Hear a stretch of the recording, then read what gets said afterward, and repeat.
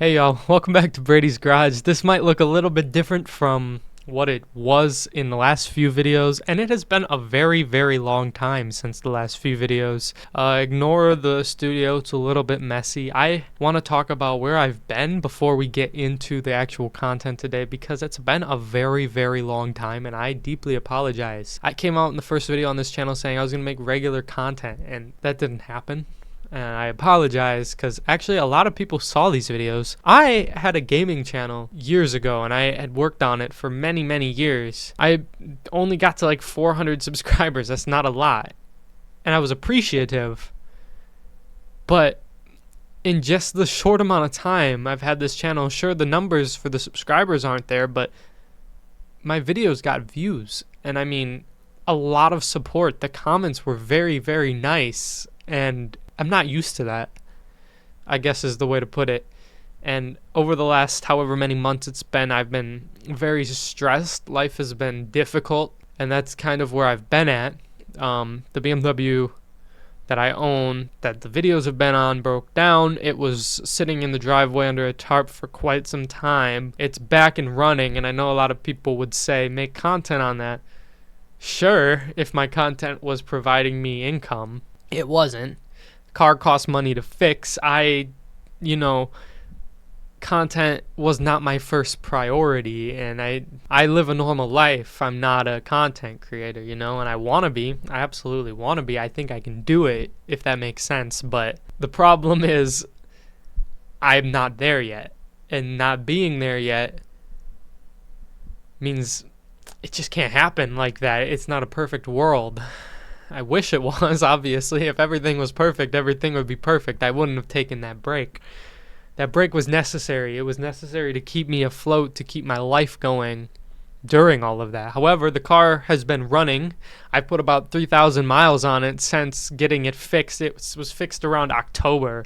So I know that's another very long period of time that I could have been posting, but still, I'm trying to get back on track for everything that just happened. It was well over $2,000 into that car.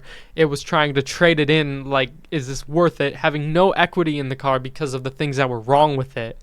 And that $2,000 was me pretty much fixing it myself. Imagine what it would have been if I took it in. And I love cars and I work on cars, but I'm no expert. I'm not a mechanic. I'm self-taught in everything I do.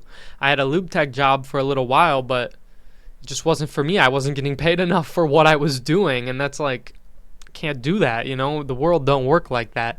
I do gig jobs. That's how I get by. I have businesses that I'm working on. I'm an entrepreneur at heart, content creator. I love doing this. I make music, and that's who I always have wanted to be and who I want to be and who I will be, if that makes sense. So I know I've been talking for a pretty long time, but I'm just trying to explain to y'all how I think and how I think people should think, because you don't want to be stuck forever. Now, to the people who are doctors, teachers, nurses, police officers, firefighters, jobs like that, that's insane. Like, that's a lot of dedication and work. But who I don't want to be? I don't want to be stuck in an office 9 to 5 for the rest of my life making $90,000 a year. I want to be well above that. I want to make videos, whether I'm making money from these or from my side hustles and make businesses.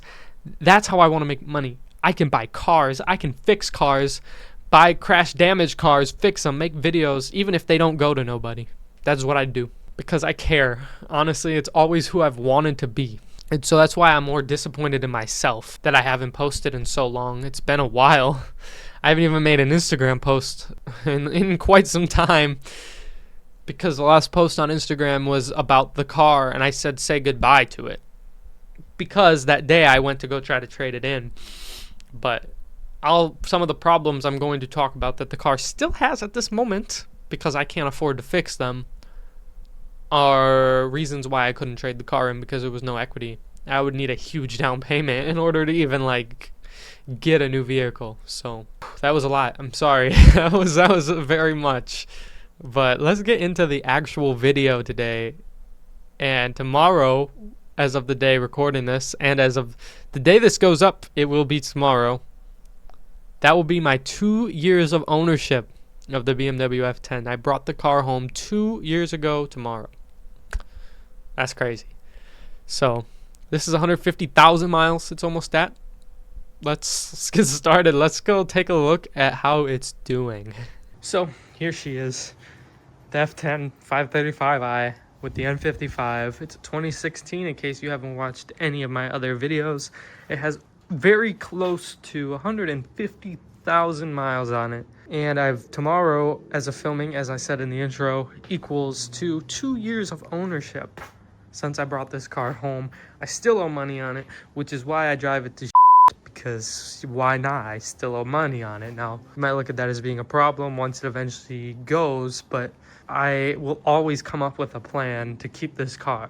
This car will never leave me unless it is totaled. I promise. This car will break down. I will always fix it. People tell me it's a bad investment. I don't give a f. It's a good car. So, first things first, not factory headlights. You might say, why? And you might know that's not good. BMWs don't really tend to work with these, especially when you have adaptive headlights. These won't work. These do not have the modules for that. And you will notice also on my keychain, I have this. This is a kill switch. No, it's not to prevent people from stealing my car. No, it's not to prevent battery. Well, it is meant to prevent battery drain, but not because of the car itself. It's because of these. Watch, the car is completely off. If I turn it on, these will forever stay on, even if the car's locked. Which means the battery would just drain. Unless I wanted to unplug the battery every night, which is not a viable option, especially because I do deliveries in this car. I have to get in and out of this car, go into places in this car. I drive this car every day. This would not be good. They would be draining the battery. I can't get out and unplug the battery in the trunk and leave the trunk open because the trunk does not have a keyhole. You see, that's one big flaw. But one thing I'm going to point out, the headlights breaking were my own fault. They got water damage. Do you know why? I'm going to show you why. Car is very dirty. It's winter. Ignore it. This is why. This rubber strip right here is the whole sole reason. When I took this car apart for months, I forgot to put that back in there. Water seeped in, this way, that way. Both headlights started going and showing signs of damage. And you know how expensive of a mistake that was. If you don't own this car or a car like it, you won't know. Because any other car, most cars, nowadays it's getting more like this one, but especially 8 years ago, this never would have been a thing on most other vehicles. But this car, if those headlights go, especially both of them, the total cost at dealer is just over $12,000 to have them replaced and installed. And even if I did it myself, buying all new parts, it would be about $10,000 to $11,000. So, even if you bought them used, I would like to point out, a set used on eBay goes for about $4,600, sometimes more. And then you take the risk of those ones being damaged too, because a lot of them get water damage. It's a normal known thing. I see so many of these F10 BMWs driving around without headlights. It is absolutely crazy with their headlights out, and it's usually this one. But mine, that one went. Wait, no, did it? No, this was the bad one. Yeah, no, this was the bad one. Then this one, a few months after that, started to get me high beam malfunctions, so they both were going. This one's low beam didn't work. This one's high beam was starting to fail. I sold those off to someone. I sold them, and I put these in and got a kill switch because that worked for me. It means the car can't be locked, but I don't keep anything valuable in the car, and it can't really be stolen. It's not an easy car to steal. So, with that being said, yeah, and you need the kill switch to even turn it on. So, do I really care if somebody gets inside of my car? Not really, no. Because even the garage door opener, I don't have one. It's built into the mirror. The car would need to be running. The kill switch is there. It wouldn't work. So that's enough talk about that because that's not what we're here for. We're here for the whole car. That's one of the biggest flaws. But once again, can we talk about the fact it was my own fault? All right. Next, let's start the car. Let's go see what faults are on the dash. With nearly 150,000 miles. Starts right up. A little low on gas, and the service recounter won't reset. Trust me, I just did the oil change. I keep all my records manually in a spreadsheet because of the fact it won't let me reset the service counter, and you should never follow the service counter. Never. Hang on, it's gonna connect to my Bluetooth. Oh, hang on. So, let's talk about climate control. Heat works beautifully. It gets very, very hot in this car, and that's great because it's wintertime. AC, on the other hand, doesn't really work. These in-between temperatures don't really seem to do much. 60 works, 60's cold, 61 gets warm again. I don't know why that is, and I actually don't really care. Because AC works, I don't really need the in-between. I need hot or cold. The in-between doesn't really matter. I can roll down a window, right? It's not worth fixing to me. Heated seats, cooled seats, they both still work, front and back. Back here, however, only ever blows cold, so I keep these vents closed. I don't really carry passengers in the back seat. Faults, as you can see, lighting system. My hand is very shaky, sorry. Lighting system, stop carefully, adaptive headlight malfunction. Those are the only two faults other than my windshield washer fluid being low. And that's just because the headlights don't code to the car. I have ISTA, and I have all of that on my own software. I've taken it to the dealer. They don't work. I've figured it out for myself when I open ISTA. They're just red. They're not detected at all. But they still can see in the night, even though only one low beam works. One daytime running light works. Both turn signals do work, but as you can see, they blink very fast, like they know something's wrong, obviously. So that's that, but look at that idle, man. 650 RPM, beautiful idle. I'm gonna prove the mileage to you right about now. We're gonna go in here, 148,819. I mean, this car, I still push this car every day. Sport Plus, sport transmission, I floor this motherfucker. Car. I hit red line very often, and I know that will probably be what ends up killing it, but it's fun, right? Next problem, let's talk about it. As you can see, the engine temperature is very low. The car is heating up currently. That is the next problem. It gets warm. Now, it doesn't get to red. It doesn't overheat, so it's winter right now, so I don't worry about it. I'm getting that fixed in spring, because I'm just trying to save the money. They think I just need a coolant flush, which I could do right now, right? But the problem is I don't want it to be more than that, and then I pay for a coolant flush and then have to pay an insane amount of money more to fix the problem. I want to take this car on a few road trips this summer. I want to go to Myrtle Beach and Phoenix, Arizona, 2 places I'm going this year in this vehicle. And both of those places get pretty warm. So that would be a problem for this car. So obviously, before I go on either of those road trips, this car needs to have its overheating problem fixed. Otherwise, I probably wouldn't make it. We're going to go under the hood right now. We're going to start talking about problems that occurred there. There weren't too many, actually. Not at all, really. I mean, basic maintenance on these cars is the most of it. But once again, can we talk about how the coolant issue is my own fault? I mixed quite a few different types of coolant together when rebuilding this car because I didn't really care at the time. I just wanted the car to run. Yeah, that might have caused part of my problem. You know, once again, my fault. That ticking is normal. In case you don't know BMWs, they're directly injected vehicles. This car is meant to sound like that. I want to point that out. Ignore this. This is the hood latch, whatever. I just didn't have the mounting stuff to put it back. And I'm missing these brackets because for some reason, they didn't want to fit back. I don't know if I messed up the threads. I don't know, but they're only important in an accident, so let's hope I don't need them. This car, the only engine repairs I've ever done is the belt tensioner and the belt, right? Spark plugs, right? I have done the oil filter housing gasket, but I broke the oil filter housing when I did it, so I bought a whole new oil filter housing. That was my own mistake, once again, my own fault. Could have been a $30 job, turned into $600. Then the valve cover, which needs to be done again because I once again fucked up. My own fault, right? I'm trying to tell you, this car, fantastic. Fan-fucking-tastic. It's fun, honestly reliable. Some people wouldn't say so, but I think it's very reliable. Let's get into the big question that I brought up earlier. Why this car was sat in my driveway under a tarp for months. This here is the problem. So this is definitely something that I don't think anybody knows about, because it took months of research and who the hell knows, trips to the dealership, all so often getting this car towed from here to there to here to there, because I couldn't figure it out by doing my own research, because it just doesn't happen. The big problem here, this was burning bad. It was shorting out, sending all its power here, burning through the ground cable. It was burning, and like, we didn't know why.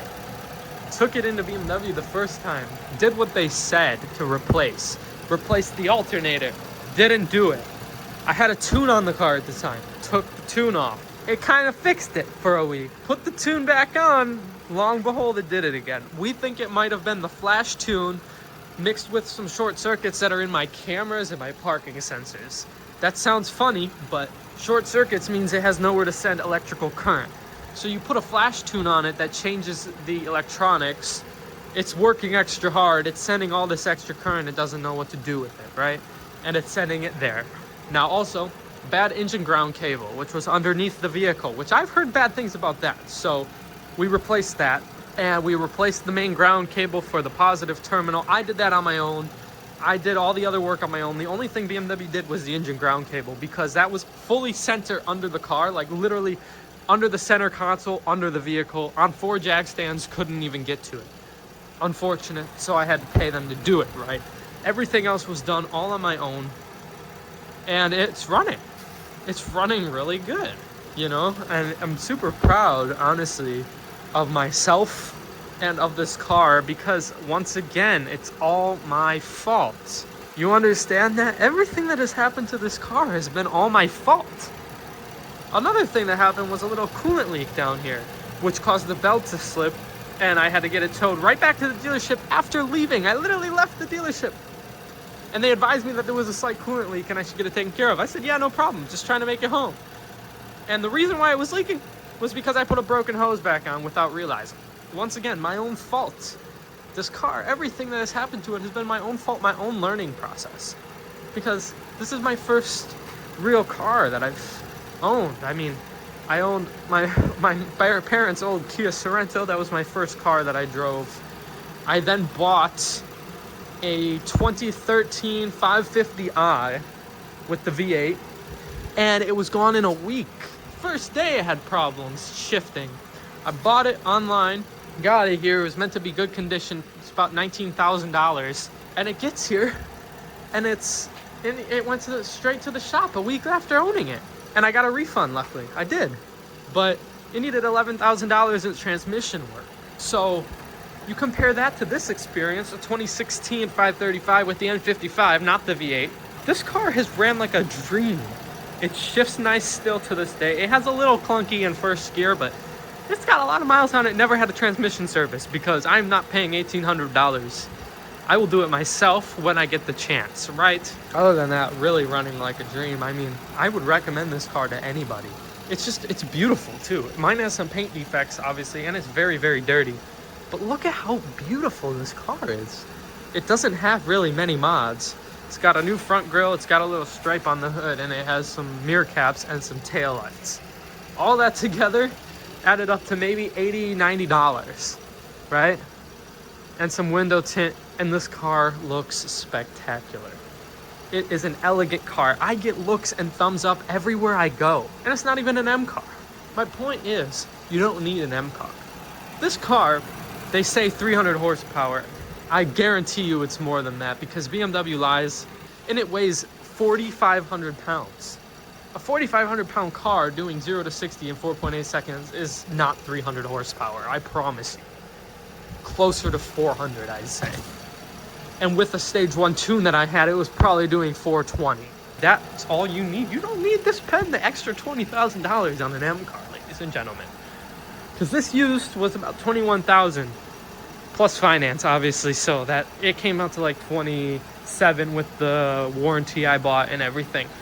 So my point is, beautiful car for the money, and it runs like a dream with that many miles. And I promise I'm gonna start I do want to start modding this car. I want to buy another car very soon. This year is my year. I promise you that when it comes to this stuff. I promise. Any repair, anything done to this car will be posted onto YouTube. I'm very excited for this year. It's gonna be a big one, y'all. I hope you want to support me, stick around and see what I'm about, because the support on these videos have been actually insane. And now it is 2025, almost 2 years into owning this car. And man, every time I hit the gas, I smile. And that's the difference between a good car and a great car. A good car gets you from point A to point B reliably every time. A great car doesn't do that, but it sure does make you smile. That's what I like to say. Anyways, that's it for this video. If you did enjoy, make sure to hit that like button and subscribe to my channel for more content just like this one. Hope y'all have a great rest of your day.